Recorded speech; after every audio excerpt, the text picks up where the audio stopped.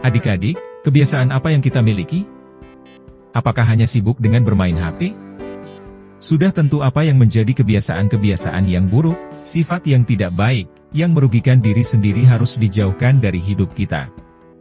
Yesus membawa ketiga muridnya naik ke atas gunung untuk berdoa, yaitu Petrus, Yohanes dan Yakobus.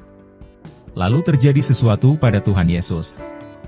Rupa wajahnya berubah dan pakaiannya menjadi putih berkilau-kilauan, ayat 29.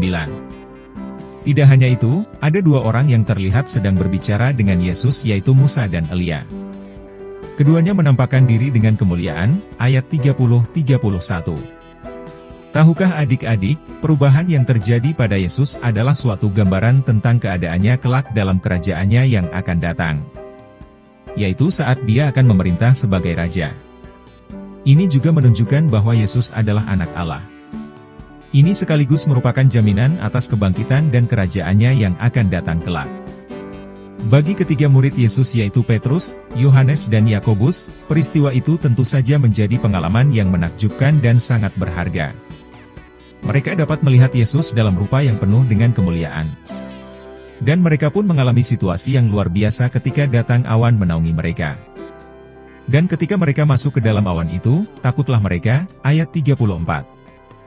Maka terdengarlah suara dari dalam awan itu yang berkata, "Inilah anakku yang kupilih, dengarkanlah dia." Ini mau menyatakan bahwa Yesus sebagai anak yang dipilih oleh Bapa di sorga. Semua peristiwa yang terjadi di atas gunung itu dirahasiakan oleh Petrus, Yohanes dan Yakobus. Mereka tidak menceritakan kepada siapapun apa yang telah mereka lihat. Adik-adik, berdoa adalah hal yang mudah tapi besar manfaatnya dan juga seringkali sulit dilakukan. Berdoa kepada Tuhan menunjukkan hubungan kita dengan Tuhan yang adalah Bapa yang baik. Dengan doa juga kita bisa menyampaikan rasa syukur kita untuk semua hal.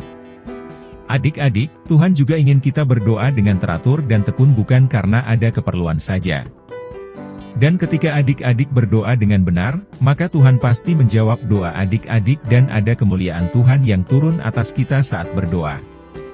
Sungguh luar biasa Tuhan kita.